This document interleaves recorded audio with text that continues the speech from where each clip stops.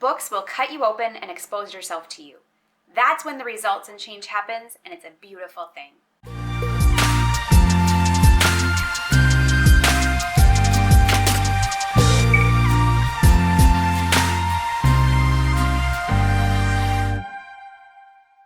Hi winner, I'm Gabe Cox of Red Hot Mindset, and I am glad you're here. My mission is to help you break down your mental barriers in the race of life, and I post new videos every Monday about mindset, dreaming huge, and crushing goals. Reading is an important ingredient in becoming a leader and succeeding in life. Reading exposes our weaknesses and helps us discover and develop our strengths. I know you're thinking, but I don't want to read. We all felt that way after high school or college, but I'll let you in on a little secret. If you're not willing to read, you're not willing to grow. Education doesn't end after school. We are either growing or we're dying, and it's our choice which one we do. This week's video is a collaboration with a few other entrepreneurs, so I encourage you to check out the playlist at the end to learn about the 3 books that have influenced each of their lives as well. It was incredibly hard to pick just 3 books that have influenced me throughout the years, as there are a plethora of them that have shaped who I am today. I have probably learned more about leadership, mindset, success, and myself in the last 13 years after graduating college than I ever did in the classroom. Do you know how? By investing in myself through books. A $15 book was worth so much more than my $60,000 college education. That, by the way, I'm still paying off. I decided to share 3 books from 3 different categories: personal growth, success mindset, and people skills.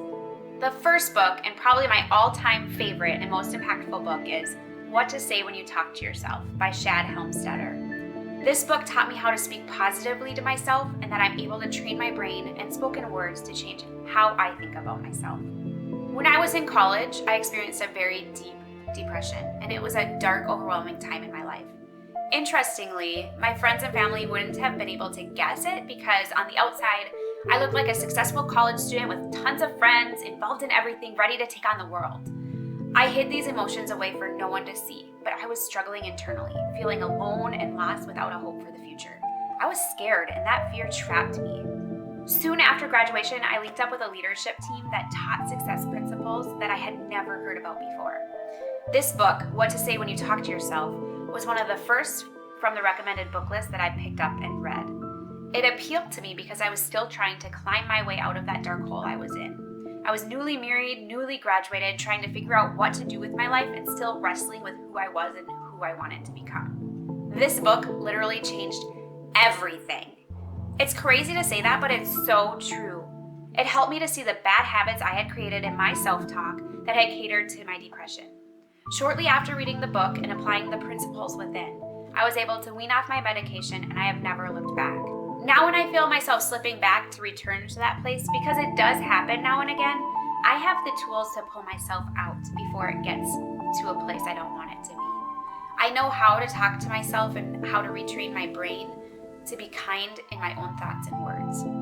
We talk to ourselves more than we do anyone else, so it's vital to understand that the negative, counterproductive, and self-defeating talk is damaging to our self-worth. I'm telling you, this is a must-read. The second book I picked is Failing Forward by leadership coach John Maxwell.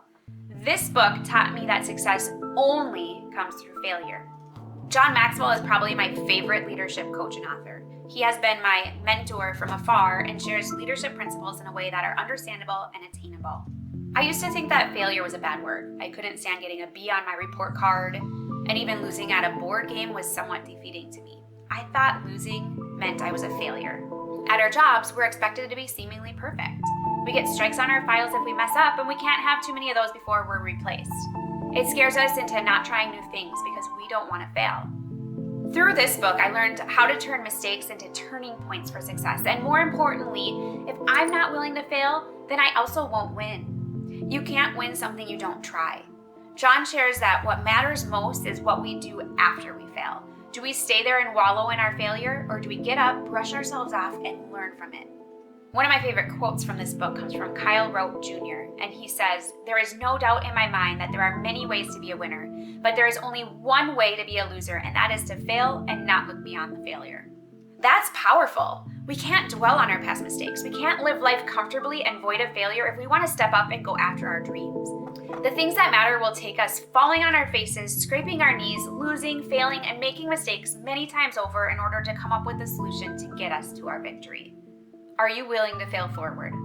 The third and final book I chose that had a huge impact on my life is How to Win Friends and Influence People by Dale Carnegie. This book taught me how to take my eyes off myself and focus on others. It's an oldie but a goodie. I am always right. Okay, so that's not true, but I'm darn stubborn and wish I were always right. But there's a problem with that. Nobody likes an egotistical know-it-all. Yep, that was me. Selfish, not willing to admit when I was wrong, always wanting to win the argument. And this book exposed that to me, and it wasn't really pleasant. When we take our eyes off ourselves and what we want, and we put them on others and to help them get what they want, we will in turn be blessed. Leadership isn't about being lonely at the top. It's about taking others with you, helping them along, and letting them have the victories. This book taught me how to be a friend and a leader that people want to follow. It begins with the little things of remembering people's names and becoming genuinely interested in them. Dale writes about how to deal with others who may not agree with you, or how to make others like you, or even how to win them over to your way of thinking. If you're in a leadership position or you just want to be better with others, this book is for you. Are there any books that have helped shape who you are today? What are some of your favorite self-development books that have helped you increase your dreams or expanded your thinking? I'm always interested in adding to my library, and I'm convinced that the saying, "leaders are readers," is absolutely true. Today's quote comes from one of my favorite authors, Dr. Seuss. And he says, "The more you read, the more things you will know. The more that you learn, the more places you'll go."